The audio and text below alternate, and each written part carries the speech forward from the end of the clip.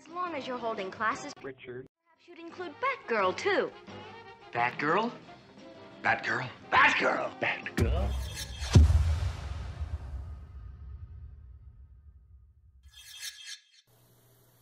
Hey everyone, Richard here, and welcome to another episode of Unlocking Key Issues. Today we're looking at one of my all-time favorite books in my collection, Detective Comics 359, from January of 1967, the origin and first appearance of Barbara Gordon, Batgirl. With this book, Betty Kane, Batgirl, kind of got wiped from canon to be introduced at a later time. Sort of interesting thing about this book, it was actually sparked by the pending 66 Batman show. They knew in that show they would be introducing a new Batgirl, so they wanted to do so in the comic as well.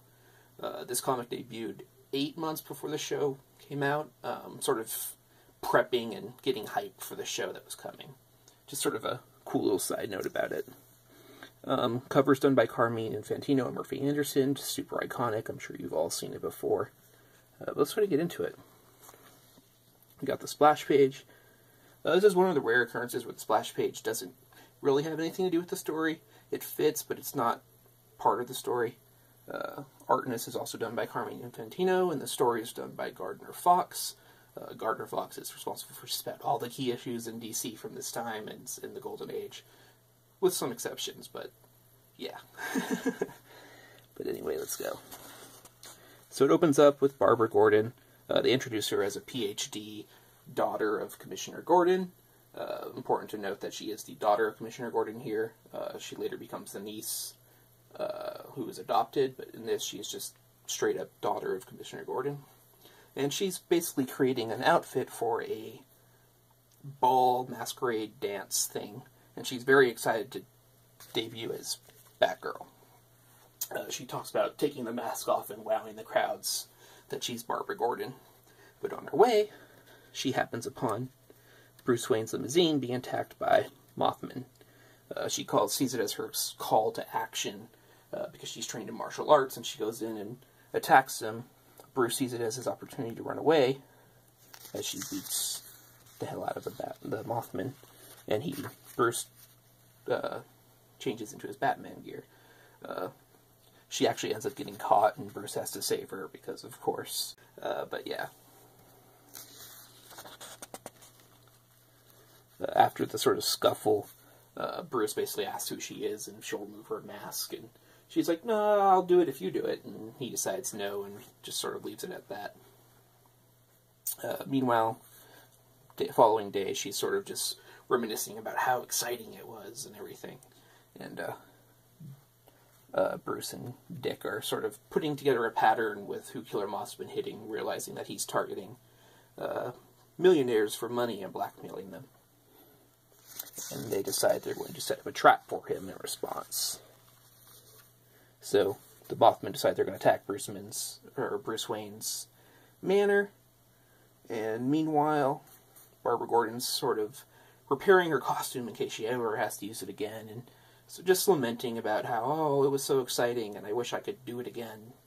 And she actually finds a rare book, and she knows that Bruce Wayne likes to do research, and she thinks he'd be interested in the book, so she decides to take it to his house, where she stumbles upon what appears to be a dead Bruce Wayne with a bunch of Mothmen, which is crushing for her, obviously. Then we got some ads.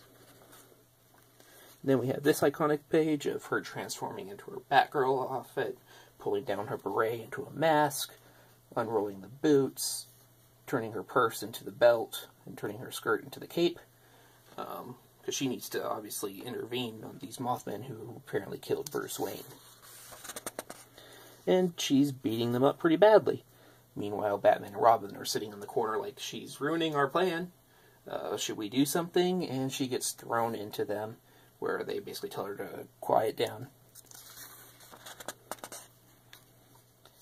The Mothmen escape, and they basically explain that the Bruce Wayne was a body double decoy, not actually Bruce Wayne, and they're going to go stop Killer Moth now. But she's not invited because she's a girl, and they don't want her getting in the way.